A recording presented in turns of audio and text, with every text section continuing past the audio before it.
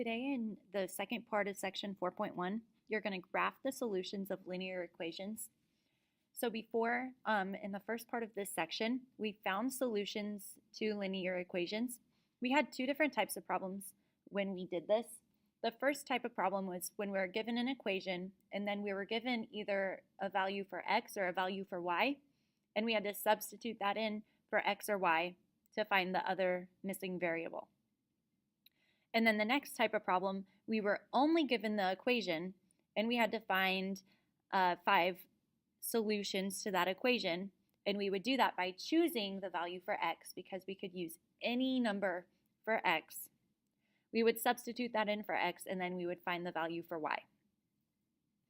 Now we're going to take that one step further and we're going to do that same thing, but now when we get our x and y, which the x and y together is the solution, since the linear equation has two variables in it, we're going to take the x and y and we're going to graph it as a coordinate point. So we're going to graph it and we're going to graph all 5 of the points or all 5 of those solutions, and then we're going to see what happens. When we do this, we're going to use appropriate tools strategically. The main thing is when we graph, we need to be careful when we're doing this, and I want the graphs to be very exact and very neat. So you need to use a straight edge. You either need to use a ruler, or if you don't have a ruler, you can use a book or another piece of paper to make a straight line. So when we do this, first of all, remember that a solution to an equation is any number that can be substituted in for the variable to make that equation true. So when we found solutions to linear equations in the first part of this section, we found an x and a y that went together. So if we substitute that x and y back into the equation to check it, both sides are going to equal. That makes the equation true. So now a graph of a linear equation is the graph of all the solutions to that equation.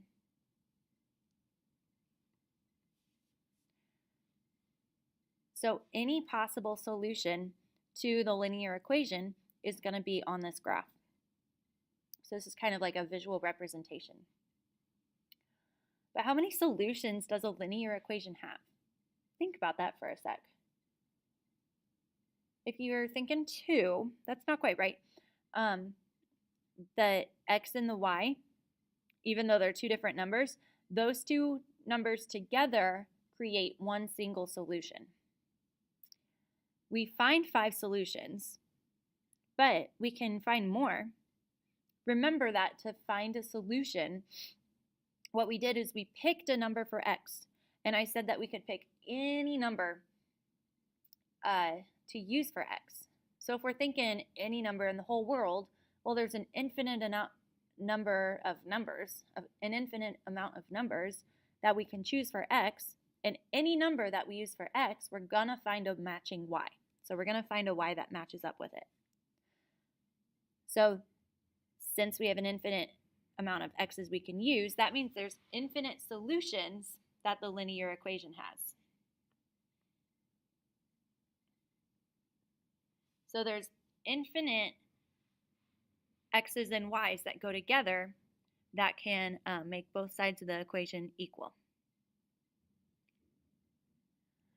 So now, before we really start talking about graphing this, let's think about the word linear. So I'm just going to go to the side here and I'm going to write that word.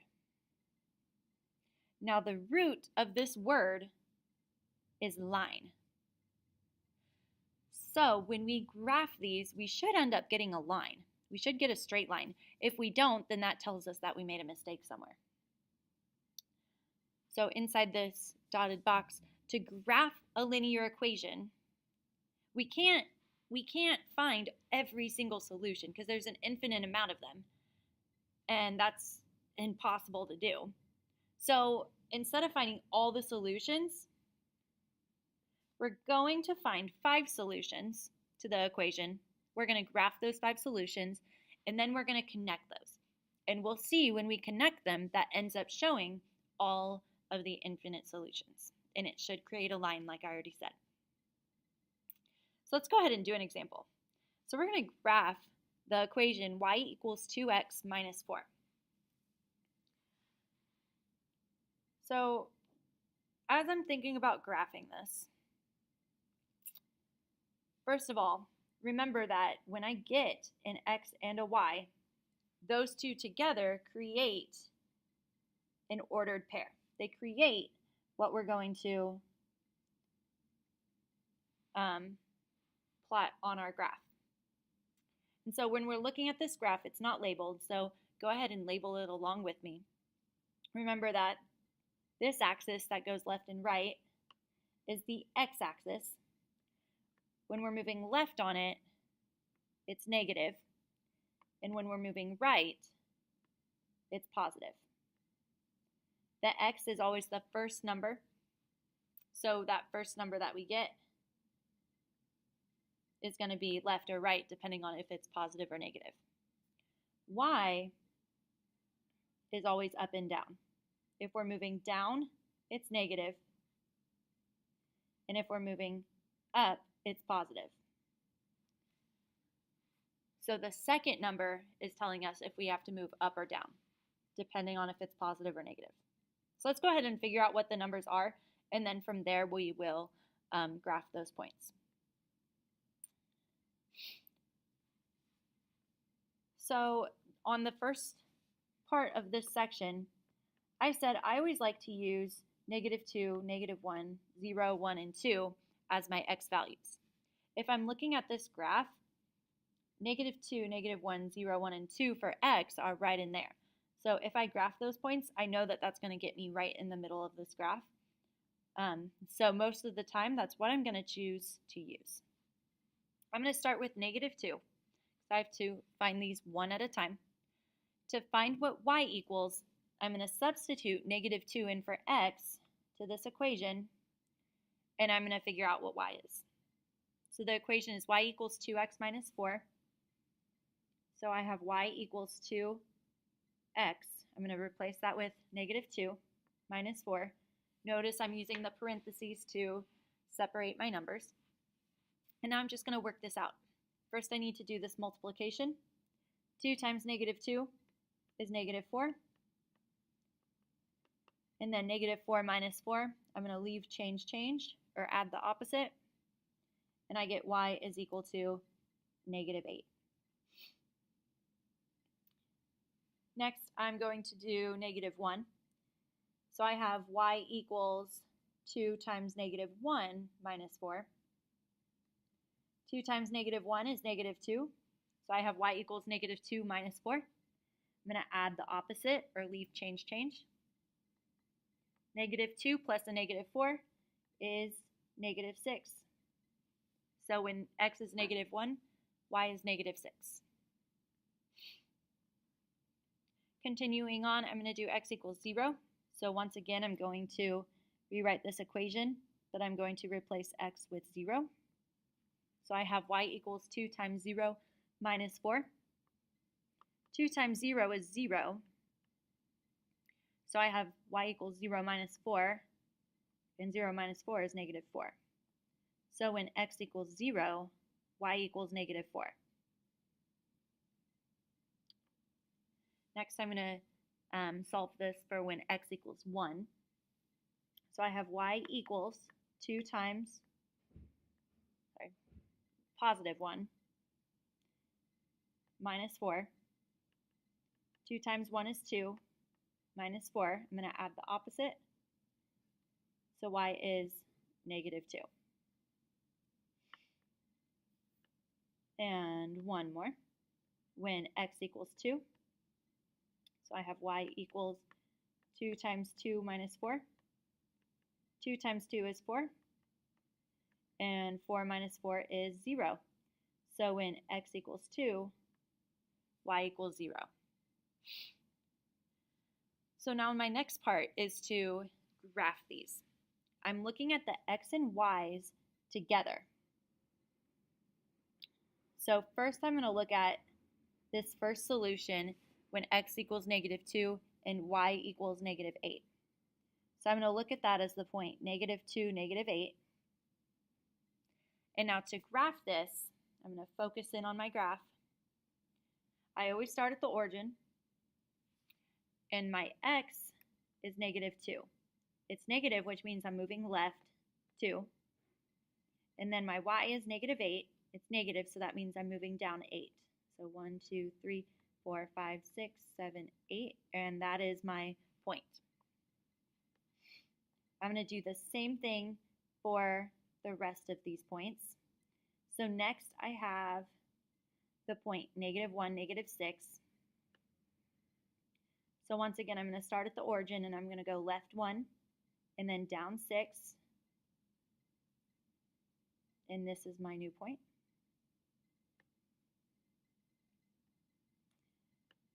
Next, I'm going to do the point 0, -4. So I'm looking right here. Now this is where I have to be really careful when I have a 0 in here. The 0 is the x, which means I'm moving left and right 0, and then -4 is y, so I'm going to move down 4. So I'm going to start here, and I'm going to just go straight down to here.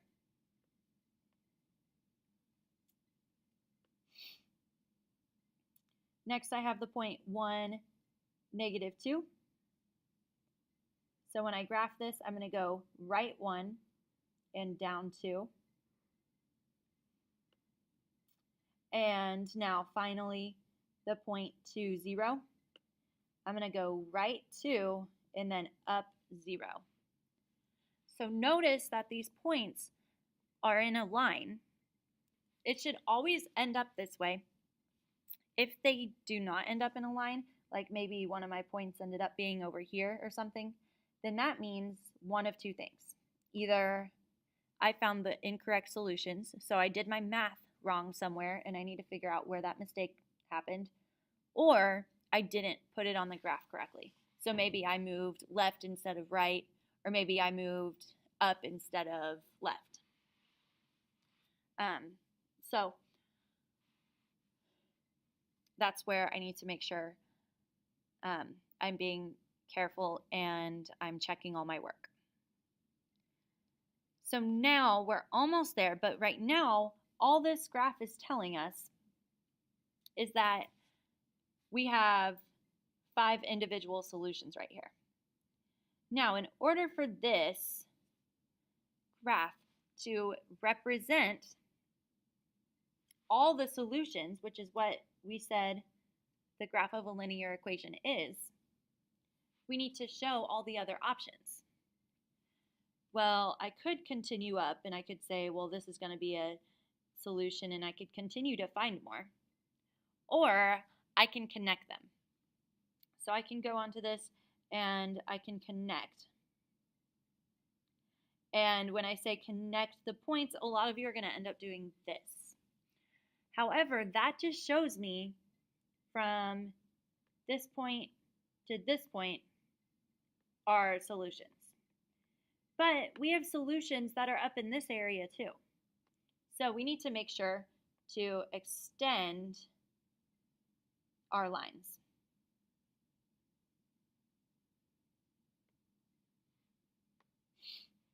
Extend it in both directions.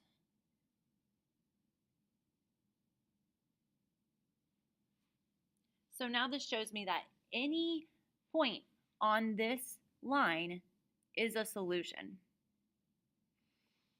So that means that I can go to this point right here. I see that that's the point 5, 6. So I could use 5 for x and 6 for y, substitute those into that equation that we were originally given, and both sides are going to be equal. So any point on this line is going to be a solution. But what about this point right here? That's not where grid lines cross, so is that a point? It actually is a solution. Now, even though I can't look at that and know exactly what the decimal is, if I did, like if I used a computer or something to find exactly what that point was, I could use that x and y, even though it's going to be something like 3.4 and 2.75, maybe. If I were to substitute those numbers into the original equation for x and y, both sides are going to be equal.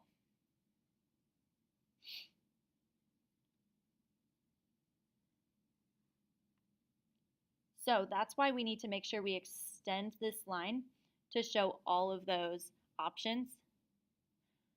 But then there's one other thing to notice. Notice that the axes, the x-axis and the y-axis, have arrows at the ends of them. That shows that those go on forever. The x-axis goes on forever to the left and to the right. The y-axis goes on forever down and up. So we are just seeing a portion of this graph, but it actually continues on past what's on this paper. So that means that our line would continue on also.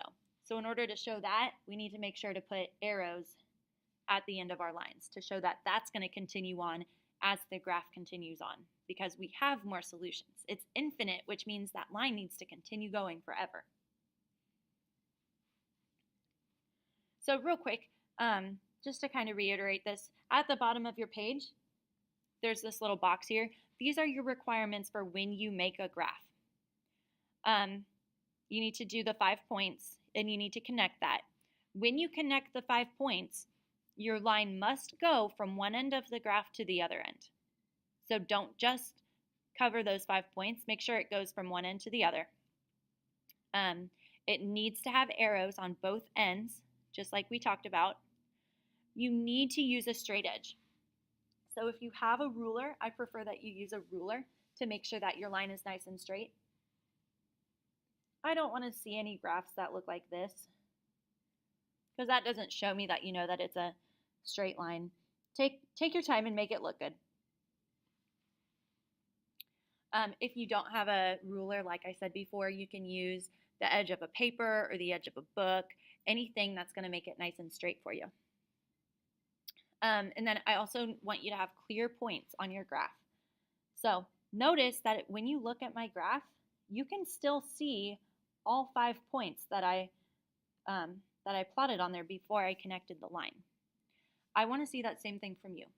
If you have your 5 points and you make your line and then you realize you can't really see those points anymore because the line covers it up, then you need to make the lines, or you need to make the points bigger.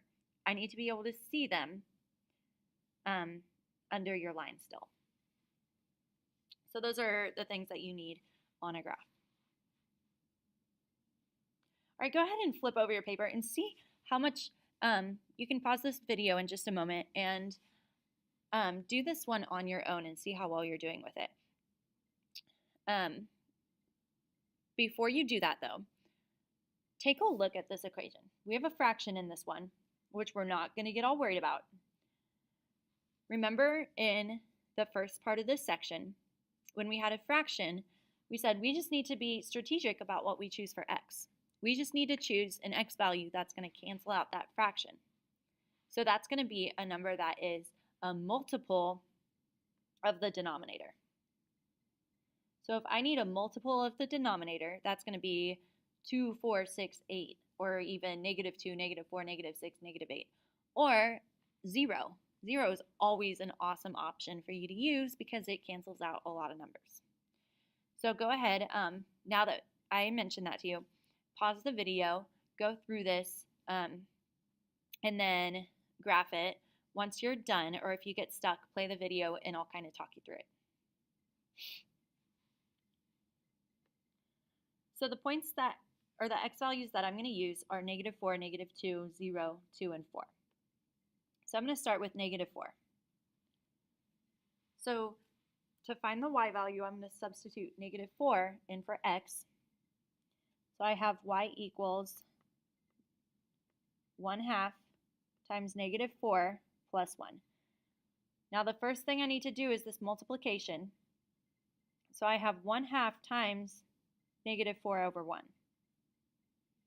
I need to cross simplify, so the 2 becomes 1 and that 4 becomes 2. So now I have 1 times negative 2, which is negative 2, and then 1 times 1, which is 1. So that multiplication becomes negative 2.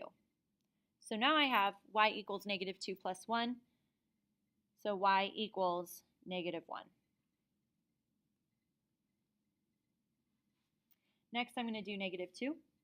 So I have y equals 1/2 times negative 2 plus 1. 1/2 times negative 2. You can continue to write that out if you need to, but I can see that the 2's are going to cross simplify, and I'm going to be left with negative 1 plus 1. So y is equal to 0. Next, I'm going to use 0. So I have y equals 1/2 times 0 plus 1. Well, 1/2 times 0 is just 0.